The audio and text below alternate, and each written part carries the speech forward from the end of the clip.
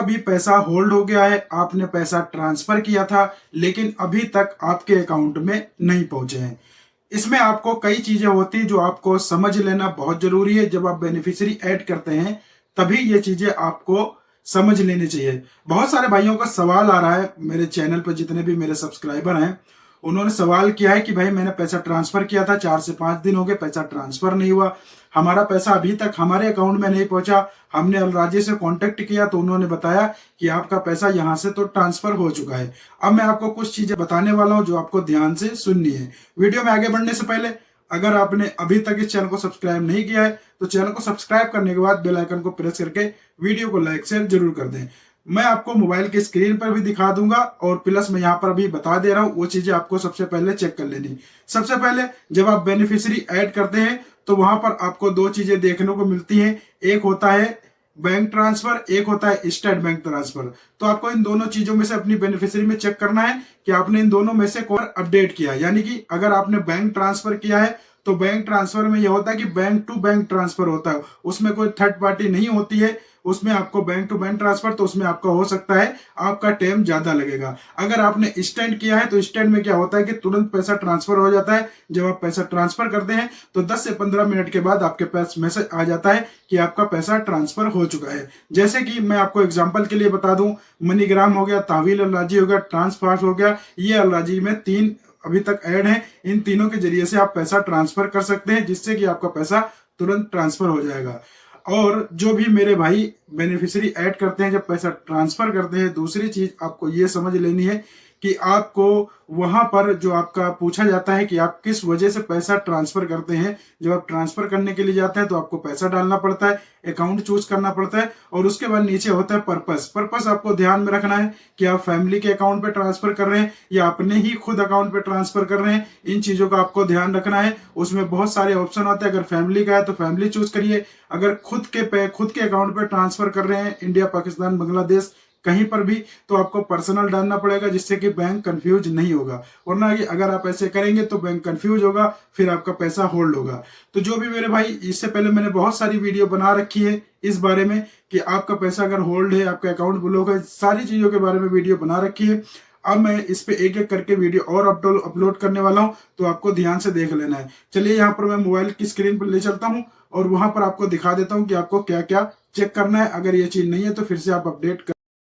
यहाँ पर आपका वो अलराजी अकाउंट ओपन कर लेना है। ओपन करने के बाद यहाँ पर नीचे ट्रांसफ़र का ऑप्शन होता है, आपको ट्रांसफ़र पे क्लिक करना है। जैसे मैं बताऊँगा वैसे ही आपको करना है, तो इंशाल्लाह आपका पैसा भी ट्रांसफ़र हो जाएगा। पैसा कभी भी होल्ड नहीं होगा, लेकिन जो तरीका बता रहा हूँ उस तरीक़ों को आपको देख लेना है।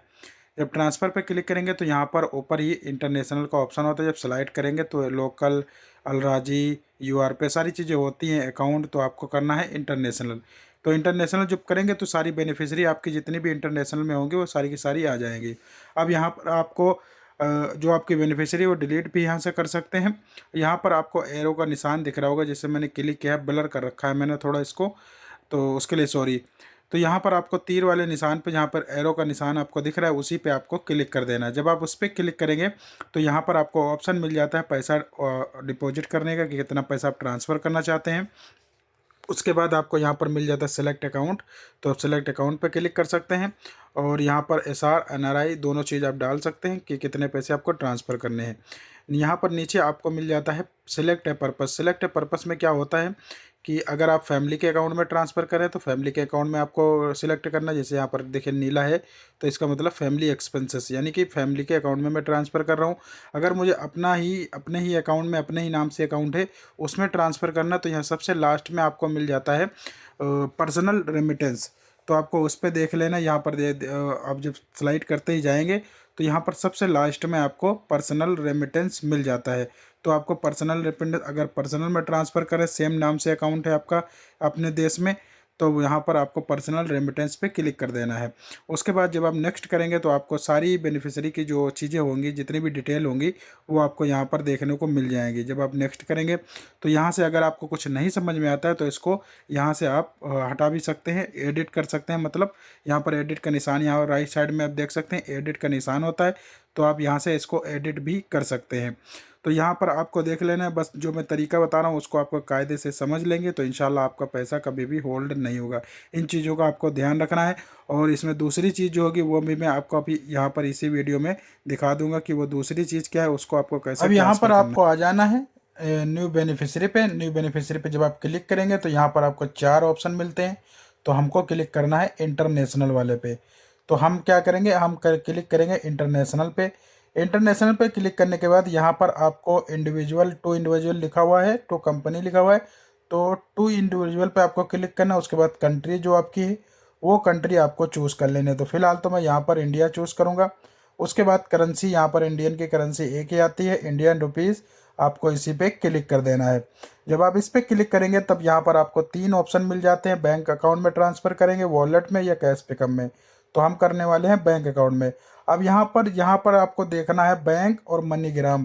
अगर आप मनीग्राम से करेंगे तो आपका पैसा मनीग्राम के थ्रू आपके बैंक अकाउंट में जाएगा। अगर बैंक में करेंगे तो अलराजी से डायरेक्ट आपके बैंक अकाउंट में जाएगा। फिर तीसरा कोई थर्ड पार्टी यहाँ पर नहीं होगा। तो ये चीज़ आपको यहाँ पर ध्यान रखनी है।